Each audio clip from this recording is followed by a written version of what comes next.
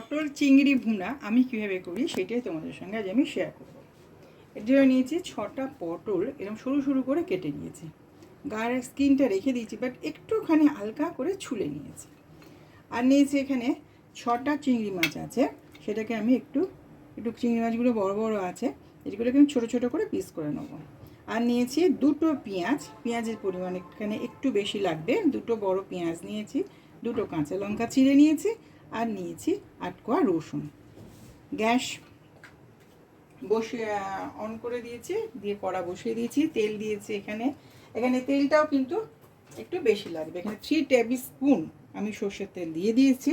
সর্ষের তেলে এটা অবশ্যই করতে হবে। আর দিচ্ছি একটু কালো জিরে।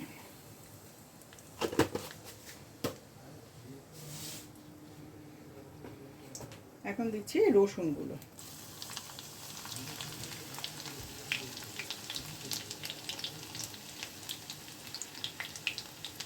তার সঙ্গে দিয়ে দিচ্ছি পেঁয়াজ কুচি। ভীষণ টেস্টি রেসিপিটা, প্রচণ্ড টেস্টি, অবশ্যই করবে। একদম শুকনো শুকনো, খুব ভালো খেতে লাগে এটা।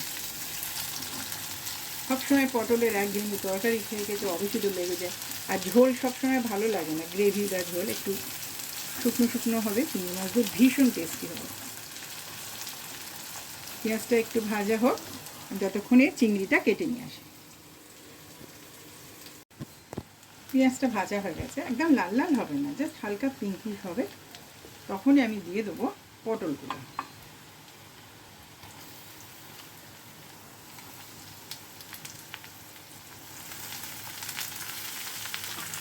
এখন এর মধ্যে আমি দিয়ে দিচ্ছি নুন, স্বাদ মতো নুন,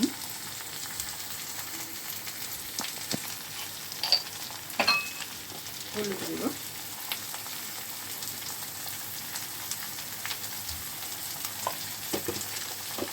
দিয়ে এটাকে খুব ভালো করে একটু ভাজা ভাজা করে নেব।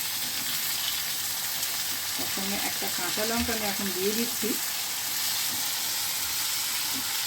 আর চিংড়ি মাছগুলো আমার ছোটো ছোটো করে কেটে নিয়েছি, এটা আর একটু ভাজা হোক, তারপর আবার তোমাদের দেখাচ্ছি।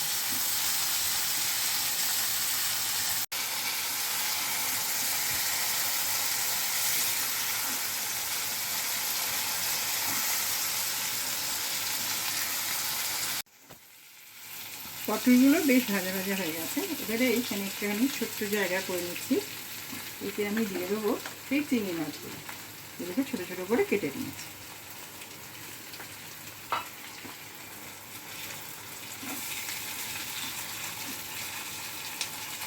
চিংড়ি মাছ করতে বেশিক্ষণ সময় লাগে না, খুবই অল্প সময় চিংড়ি মাছ হয়ে যায়।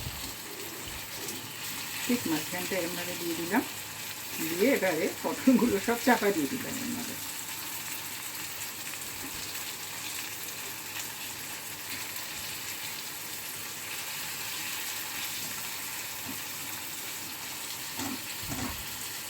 এবারে ওপরে ছড়িয়ে দিচ্ছি কুচো টমেটো,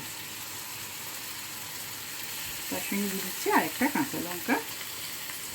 এবার আমি দিয়ে দেবো এতে জিরে, ধনে, তেজপাতা আর শুকনো লঙ্কা রোস্ট করে আমি পাউডার করে রেখে দিই, এটা তাই আমি 1 চামচ এখানে দিয়ে দিলাম। আর ঝাল যারা বেশি করে তারা আরেকটু ঝাল দিয়ে দিও। সব নিয়ে এবারে এটাকে শুকনো শুকনো নাড়াচাড়া করতে হবে, একটু জল এতে যাবে না। আমি একটুখানি সামান্য চাপা দিয়ে দেবো এতে, একদম শুকনো শুকনো নাড়াবো। অসম্ভব টেস্টি, তোমরা অবশ্যই করবে, গরম গরম 1 থালা ভাত খেয়ে নেবে।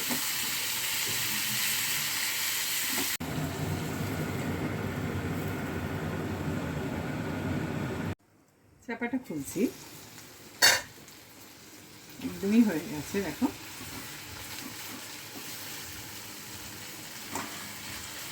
এবার আমি ওপরটাকে দিয়ে দেবো একটু ধনে পাতা।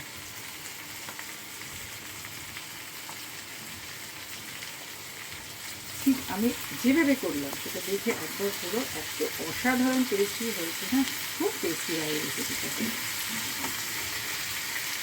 এটা হয়ে গেছে, এবার আমি তোমাদের সার্ভ করে দেখতে পাবো।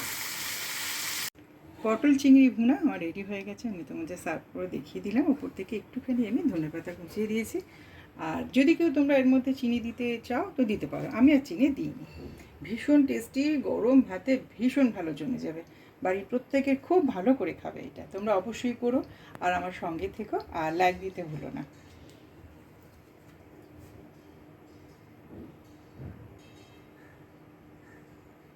আমার এই রেসিপিটা যদি তোমাদের ভালো লাগে তাহলে অবশ্যই আমার চ্যানেলটাকে সাবস্ক্রাইব করে রাখবে, আর তার সঙ্গে বেল আইকনটা অবশ্যই প্রেস করে রাখবে, যাতে আমার নতুন ভিডিও তোমাদের মিস না হয়।